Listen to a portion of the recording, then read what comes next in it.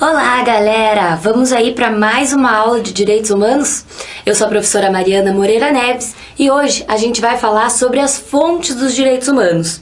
Então, assim como a gente tem lá na Teoria Geral do Direito as fontes do direito, que a gente trabalha com vocês aí, hoje a gente fala também das fontes do direito, mas dos direitos humanos, que a gente já sabe que é uma parte do direito de modo internacional, que vale ali além da fronteira de um país. Então, vamos conversar um pouquinho hoje sobre isso. É bem tranquilo, é bem parecido com a Teoria Geral do Direito, mas a gente precisa saber algumas peculiaridades que podem cair aí na sua prova. Então, vamos começar. Eu trouxe aqui para vocês um quadrinho para vocês anotarem no caderno do modo de fazer um esquema, tá? Para não perder aí nenhuma informação. Então, só para a gente começar aí fazendo apontamentos, só para vocês entenderem sobre o que a gente vai falar hoje. A gente vai falar então sobre o costume internacional, que é a mesma coisa quando a gente fala de costume no direito. A gente vai falar de jus cogens, e alguém aí sabe o que é o jus cogens? Não? Então a gente já vai falar um pouquinho sobre ele. Os tratados internacionais, os princípios gerais de direitos humanos e as fontes auxiliares, que vão poder ser aí então a doutrina ou as decisões judiciais, sendo nacionais, né, daquele país que traz aquela decisão, ou internacionais, de cortes internacionais, ou até mesmo de outros países que pensam daquela mesma maneira, ok? Então vamos começar. Vamos aí para o nosso costume internacional, gente. Então, segundo o artigo 38 do Estatuto da Corte Internacional de Justiça, e a Corte Internacional de Justiça é da onde, gente? Alguém sabe me dizer? Alguém lembra? A Corte Internacional de Justiça é um órgão da ONU. Então, esse artigo 38, ele vai listar então as fontes clássicas do direito e vai dizer o seguinte, que o costume internacional, ele é a prova de uma prática geral aceita como um direito, aceita como um senso comum de que as pessoas no âmbito internacional, elas agem daquela forma. Então, a mesma coisa que a gente pensa ali para costume do direito. É um costume, por exemplo, não se jogar o lixo para fora da janela do carro, certo?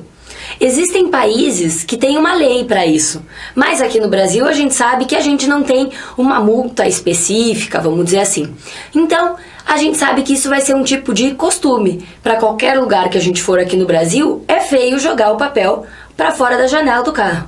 Então, o costume é isso, é aquilo que a gente não precisa ter positivado, escrito na lei, mas a gente sabe que a comunidade considera como algo importante ou então proibido, dependendo do que for aí.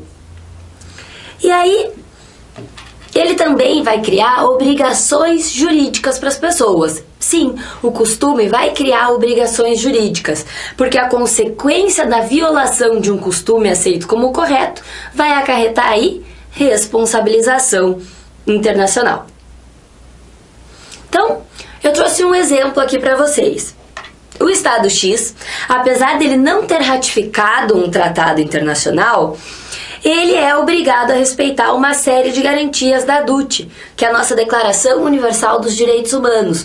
Por quê? Porque a gente sabe que a DUT, ela é ali ratificada por muitos países e ela é uma disposição da ONU. Então a gente sabe que todos esses países que concordam com ela já têm aquilo como um costume internacional. E para as outras pessoas que ainda não ratificaram, por exemplo, essa declaração, elas já sabem que para o resto do mundo aquilo é tido como correto. Então aquilo no resto do mundo é um costume. Então, ao menos ao que se refere ao conteúdo principal da proibição à tortura, por exemplo, que a gente vai falar aqui daqui a pouquinho, que a proibição à tortura já é um jus cogens, né? Mais uma outra fonte aí do nosso direito internacional. Então vai ser amplamente reconhecido e o que equivale ao costume internacional. Então, tranquilinho essa parte aqui, lembra lá do costume no direito mesmo brasileiro, que o conceito é basicamente o mesmo. Então, existem dois elementos, gente, para a gente constituir o costume internacional. O primeiro deles é a prática geral, que esse vai ser um elemento objetivo, as pessoas precisam realizar aquilo na prática para que aquilo seja considerado um costume internacional. E a segunda coisa aqui que a gente precisa é, então, se a gente não tiver a prática, né, a gente tem a opinião jurídica dos estados de que tal prática, de que tal costume corresponde a uma obrigação jurídica, de que aquilo deve ser realizado por mais que não esteja escrito. E aí, essa opinião jurídica é considerada como um elemento subjetivo. Na prática é um elemento objetivo e na doutrina, que é por uma porção menor ali das pessoas que estudam aquilo, vai ser considerado um elemento subjetivo. E aí vamos falar um pouquinho da prática geral. Quantas vezes um fato precisa ocorrer para que ele seja considerado um costume internacional? Alguém sabe me dizer? Não, né, gente? Até porque eu não sei dizer isso pra vocês. Então, se cair na sua prova, um fato tem que correr pelo menos 150 vezes. É mentira, essa alternativa vai estar errada. Por quê? Porque a gente não tem como saber como que aquilo virou um costume. A gente tem como saber como as pessoas agem de acordo com aquilo. Obviamente que não adianta aquilo ter ocorrido em 2, 3, 4 casas, né? E aí naquele vilarejo virar um costume. Não, a gente sabe que precisa abranger um número grande de pessoas, mas a gente não tem como calcular isso. Então, não existe um número específico. E quais são as fontes aí que a gente tem para dizer que aquilo é uma prática geral? Então, pode ser especialidades aí, né? Em especial, publicações em revistas jurídicas especializadas, assim como em anais de direito internacional público, que às vezes abarcam análises dedicadas a esse assunto especificamente. E aí a opinião jurídica, gente. A opinião jurídica ela pode ser extraída de declarações daqueles países, podem ser ocorridas aí em conferências interestaduais ou também de resoluções da Assembleia Geral da ONU, ou ainda outras organizações internacionais que tenham aí como objetivo a proteção dos direitos humanos. Então, a conclusão aqui, ó, que eu trouxe para vocês em vermelho, porque é importante, anota no seu caderno. Depois os slides ficam disponibilizados para vocês, mas é importante que você esteja acompanhando a aula, então escreve aí comigo. A conclusão de um acordo internacional contendo um determinado direito, assim como o fato da sua ampla ratificação, a ratificação, então, é do acordo aqui, ó, também pode ser utilizada para constatar a existência de uma opinião jurídica. E qual que é, então, a dificuldade da gente se basear só num costume internacional, gente? A dificuldade aí é fazer a prova de que isso é realmente considerado um costume internacional. Então, pela doutrina moderna, considera-se aí um meio de prova o método dedutivo, que um determinado caso, que aquele direito já foi reconhecido, ou tivesse um significado fundamental para aquela ordem jurídica, seria admissível concluir sua transformação em costume internacional pela falta de prática estatal contraditória. Então aqui a gente vai pelo pensamento reverso. Já que aquilo não acontece, né, o seu contrário no país, se o contrário daquilo não é aceito no país, então quer dizer que o que é aceito é um costume internacional. Então, ó, a falta de prática estatal, de modo contrário, vai fazer com que aquilo que seja realmente praticado se torne um costume internacional. E aí a gente tem outros meios de prova. A primeira possibilidade é juntar várias decisões de países diferentes para comprovar um costume internacional. Por quê, gente? Para pensar aqui comigo. Se eu tô aqui no Brasil e a gente faz determinada coisa do modo X, nos Estados Unidos também, em diversos países da Europa, da África, da Ásia também. Então, o que impede disso ser um costume? Se vários lugares diferentes, com culturas diferentes e com línguas diferentes também agem daquela forma, Por que que isso não é considerado um costume internacional? Mas eu tenho que comprovar de que esses países agem realmente dessa forma, ok? E a segunda possibilidade aqui é juntar decisões de cortes internacionais. Por quê? Porque essas cortes internacionais, elas já se baseiam em ordenamentos internacionais. Então, a decisão delas tem que ser de modo justo e aí vai servir de experiência para outros casos também.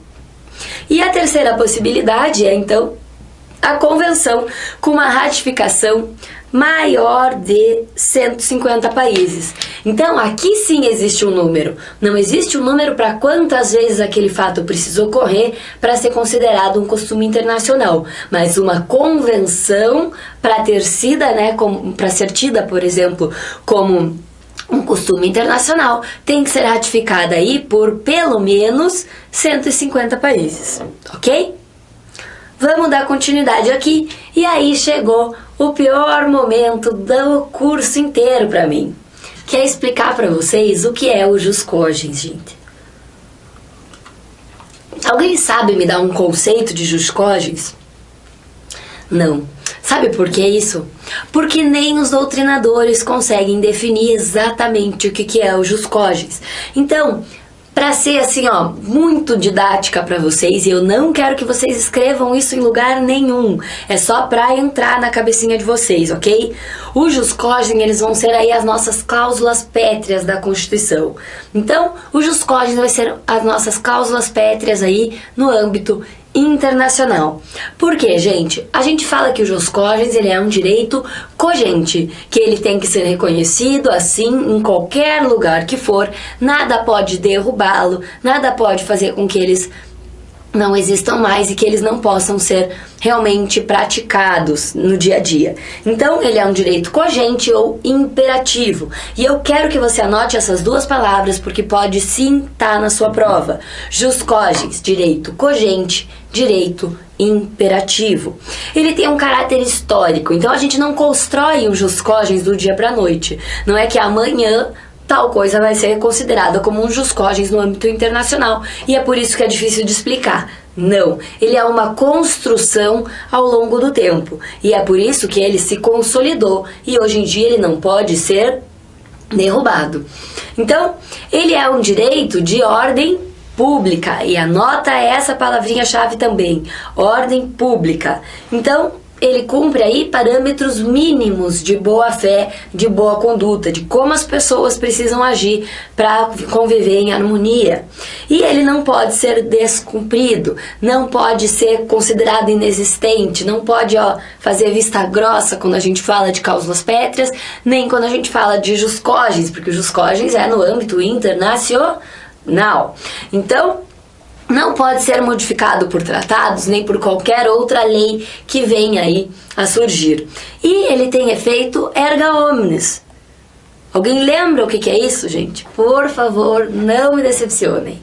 Efeito erga omnes equivale para todo mundo, ok? Então esse é o nosso jus cogens. E aí eu trouxe uma frase para vocês conseguirem aí esclarecer um pouquinho na cabeça de vocês o que é o jus cogens, tá? Não existe um conceito fechadinho de jus cogens, mas eu acho que essa frase é o que mais abre a nossa cabeça para a gente ter reflexões sobre isso. Então, vamos fazer a leitura aqui. O direito à vida implica não só a obrigação negativa de não privar ninguém arbitrariamente de sua vida, como também a obrigação positiva de tomar as medidas necessárias para assegurar que não seja violado aquele direito básico. Tal interpretação no direito à vida, de modo que abarque medidas positivas de proteção por parte do Estado, encontra respaldo, hoje em dia, tanto na jurisprudência internacional como na doutrina. Já não pode haver dúvida de que o direito fundamental à vida pertence ao domínio do jus cogens. Então, a proteção da vida é um jus cogens. A proibição à tortura também é uma forma de jus cogens. Não importa onde você esteja, a sua vida tem que ser protegida e a tortura tem que ser evitada. Isso em qualquer lugar do mundo, ok? Então, espero que eu tenha conseguido passar pelo menos uma noção do que é o jus cogens para, se acontecer de cair na sua prova, você não se desesperar. Mas não precisa ficar aí muito preocupado com isso, porque a sua prova da OAB é muito mais rasa com esse assunto. Então, não vai cair uma questão muito aprofundada sobre isso. Isso é tema aí de dissertação de mestrado, tese de doutorado, discussões judiciais, enfim. Não se preocupem aí a tentar fazer algum conceito fechado, porque não existe, e na sua prova da OAB cai de uma forma muito mais superficial. Mas eu mostro aqui pra vocês agora de como pode cair na prova. E aí vai vir uma questão inteira lá sobre direitos humanos, você tem que colocar a correta, né? Marcar a alternativa correta. E aí vai estar lá assim, por exemplo, uma das alternativas. No que se refere à Convenção Americana de Direitos Humanos, julgue o item a seguir. Letra A. No caso de suspensão de garantias, esta não poderá atingir as normas de direitos humanos qualificadas como jus cogens. Certo ou errado, gente? Certo ou errado? Certo. Por quê? Porque os jus cogens não podem ser derrogados, não podem ser ignorados. Então, sempre que existir jus cogens, eles têm que valer na prática. E aí a gente vai então para os tratados internacionais, gente. Pra gente falar dos tratados, existe uma lei dos tratados, né? A gente não precisa fazer a leitura, mas é importante que vocês saibam que existe essa lei, que é a Convenção de Viena sobre os Tratados, que foi concluída em 1969. Os tratados, eles são feitos entre os estados, os tratados, então, eles só valem para estados. Não pode ter uma organização internacional, qualquer outro tipo. Então, tratados, estados. Tratados, estados. Ok? E os tratados só se aplicam entre os estados partes, no âmbito daqueles estados. Quem não for parte do tratado, quem não ratificar o tratado, quem não aderir a esse tratado, não tem que cumpri-lo. E aí, essa adesão tem que ser de modo expresso, ok? Então, o artigo 27 da Convenção vai falar o seguinte para nós: uma parte não pode invocar disposições de seu direito interno como justificativa para o não cumprimento do tratado. E aí eu trago para vocês aqui, bem rapidamente, a pirâmide de Kelsen. Vocês lembram aqui o que está no topo da pirâmide? A Constituição, muito bem. E a Constituição, ela vai colocar ali os tratados de direitos humanos como... Vou colocar aqui, que eu não consigo fazer as duas coisas ao mesmo tempo.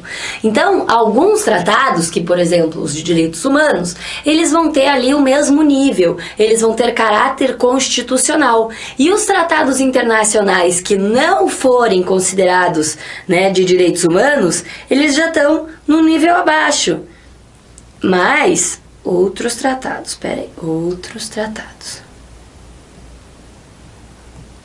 Mas isso não quer dizer que o resto do ordenamento jurídico daquele país possa ser invocado para fazer com que um tratado internacional não seja cumprido. Então, principalmente quando a gente tratar de direitos humanos, o que for o tratado ratificado pelo Brasil, aqui dentro do nosso âmbito jurídico, não vai poder nenhuma outra lei ser diferente, falar coisas diferentes do que os tratados falam, porque eles vão ter nível constitucional. A gente vai ter uma aula só para tratar disso, ok? E aí eu trago para vocês o processo de formação dos tratados de direitos humanos aqui no Brasil. Então, como que esse tratado ele é incorporado no nosso ordenamento jurídico brasileiro? Em geral, o processo de formação dos tratados tem início com os atos de negociação, conclusão e assinatura.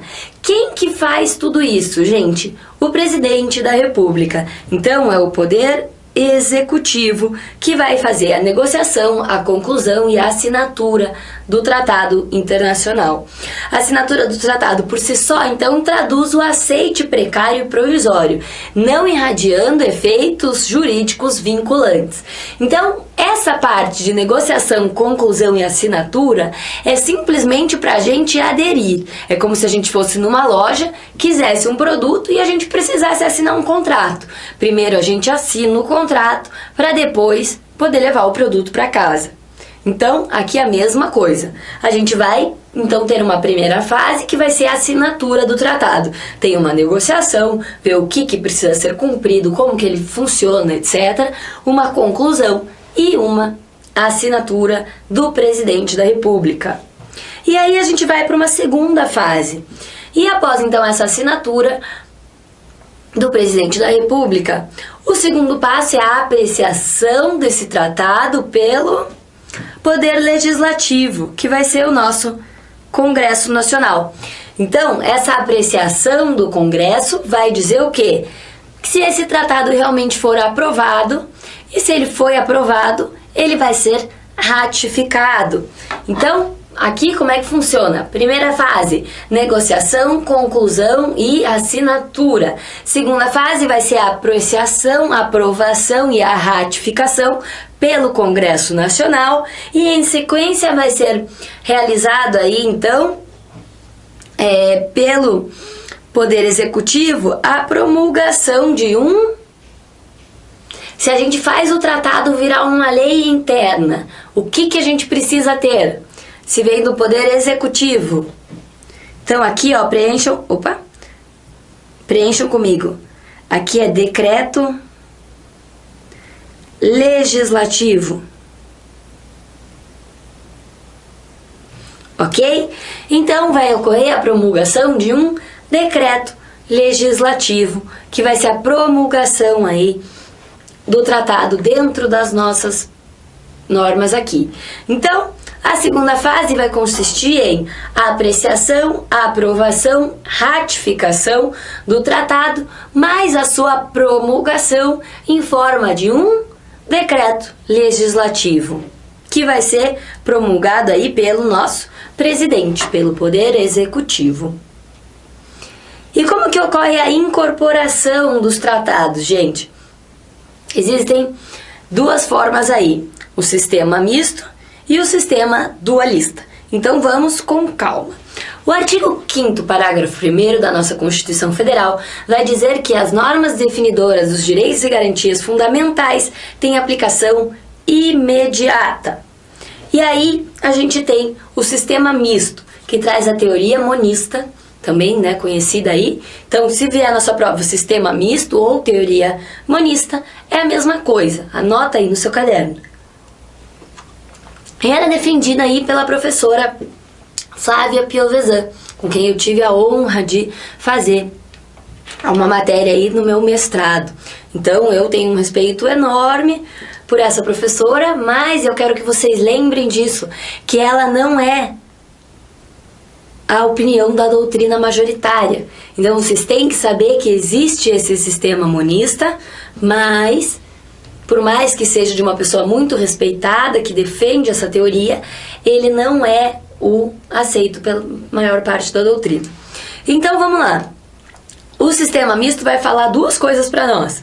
E a primeira é que os tratados de direitos humanos têm incorporação automática. Por quê? Porque o artigo 5º, parágrafo 1º da Constituição vai falar que eles têm aplicação imediata, tá? Tudo que falar de norma de direito fundamental. Então, para a teoria monista, os que forem de direitos humanos, que tratem de normas fundamentais aqui, vão ser considerados de incorporação automática. Então, simplesmente a partir do ato de ratificação, um tratado já estaria sendo incorporado ao ordenamento jurídico brasileiro. E, no caso dos outros tratados internacionais que não tratem de direitos humanos, se tem a aplicação sistemática da incorporação legislativa por exigir, então, um ato normativo para tornar o ato obrigatório na ordem interna. Então, o que ela pensa aqui, gente, esse sistema misto? É de direitos humanos o tratado? Houve a ratificação dele pelo poder... Aqui, ó, vamos voltar. a ratificação pelo Poder Legislativo, pelo Congresso Nacional, esse tratado já estaria automaticamente incorporado ao nosso sistema jurídico brasileiro. E quando não for assim, quando o tratado não for de direitos humanos, precisa de um ato normativo, precisa ocorrer ali a segunda fase completa, precisa ter o decreto legislativo do presidente, tá? Então, ó, dessa forma, os tratados que não versem sobre os direitos humanos não são incorporados ao direito nacional de imediato, dependem de legislação que implementem diversamente do ato de ratificação. Então, para a teoria mista, não adianta só a ratificação quando se tratarem de tratados internacionais que não versem sobre os direitos humanos. Precisa haver um decreto legislativo para que eles passem a fazer parte do nosso ordenamento jurídico. E para os tratados especiais ali de direitos humanos, a partir do momento que eles forem ratificados pelo Congresso Nacional, eles já fazem parte do nosso ordenamento automaticamente. E aí o sistema dualista, que é o mais adotado aí pela doutrina no Brasil, a doutrina majoritária, então, adota o sistema dualista. O sistema dualista, ele vai dizer o seguinte para nós: existem duas ordens jurídicas distintas, uma ordem internacional e uma ordem interna. Só vigora na ordem interna uma lei internacional na medida em que cada norma for transformada em um direito interno, inclusive com relação aos tratados de direitos humanos. Então, eles acreditam que todas aquelas fases que eu acabei de explicar para você, tanto a primeira quanto a segunda, tem que ocorrer tanto para tratado internacional quanto para tratado... Desculpa, falei errado aqui. Tanto para tratado que seja de direitos humanos, quanto para os tratados que não sejam sobre os direitos humanos, ok? Então, peraí, vamos só fechar aqui tranquilinho.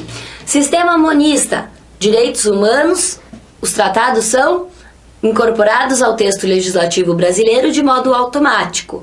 Para o sistema dualista, não importa se é um tratado sobre direitos humanos ou não, eles precisam participar ali das duas fases de incorporação do tratado ao texto legislativo brasileiro, ok? E aí, vamos falar um pouquinho sobre os princípios gerais de direito. E os princípios, a gente já sabe lá da nossa teoria geral que eles não são escritos, eles não precisam estar positivados, eles não são codificados, porque aí provavelmente eles não seriam princípios, né, gente? Então, a função dos princípios é fechar uma lacuna, é dar uma luz aí de interpretação, eles servem para a hermenêutica do direito. Então, a gente pode aqui dizer que os princípios gerais no âmbito internacional, eles vêm fechar uma lacuna da ordem internacional, por meio do direito comparado. Então, a gente sabe que o direito internacional comparado, ele vai pegar o que é certo num país, no outro, né, e diversos outros países, e dizer, olha, isso daqui é meio que um senso comum para várias nações. Então, isso daqui pode ser um tipo de princípio. Então, o princípio vai ser aí utilizado pelo direito comparado. E aí um dos princípios que a gente sabe que é feio fazer em qualquer lugar do mundo é discriminação. Então a gente tem um princípio geral da não discriminação. O problema do bullying, por exemplo, né, que é uma forma de discriminar outras pessoas, ele é tido em diversos países como um problema social e não é aceito. Então, a gente tem que pensar que o princípio da não discriminação, ele é sim um princípio geral do direito internacional, que deve ser respeitado para se respeitar os direitos humanos. E, por último, a gente tem, então, as fontes auxiliares, que vão ser aí decisões judiciais, nacionais ou internacionais, que pode ser, né, gente, aquilo que a gente já estava conversando ao longo da aula. Em determinado país, tem uma decisão que fala X. Em outro país, uma decisão muito parecida chega à mesma conclusão. E em outro também, e outro também, e outro também. E aí a gente reúne várias decisões judiciais para falar, olha, isso daqui pode ser sim considerado uma fonte do direito internacional, porque em vários lugares, no âmbito internacional, se decide assim. Então, as decisões judiciais podem sim ser uma fonte de demonstrar os direitos humanos aí. E também a doutrina dos autores de maior peso internacional. Então, não adianta todo mundo escrever sobre qualquer coisa, né, gente? Você tem que pegar autores renomados, aí como aqui no Brasil, a nossa professora querida Flávia Piovesan, ela é uma das nossas fontes aí que podem ser utilizadas para ser uma fonte auxiliar no caso aí de um direito internacional, né, quando a gente precisa. Então, falou de direitos humanos aqui no Brasil, a gente fala da professora Flávia Piovesan. Em outro lugar do mundo, um outro nome, e aí por aí vai. Mas a gente tem que pegar doutrina de peso, de relevância, pessoas que realmente se dediquem ao estudo dos direitos humanos. E aí, então, só pra gente finalizar, vamos repassar todas as fontes aqui? Então, a gente estudou aqui hoje o costume internacional, o jus cogens, os tratados, os princípios gerais e as fontes auxiliares, ok? Eu espero que vocês estejam gostando do nosso curso. Eu aguardo vocês aí com dúvidas e comentários nas minhas redes sociais, tanto no Facebook quanto no Instagram, como Prof. Mariana Moreira Neves. E bons estudos, gente! Até a próxima aula. Tchau, tchau!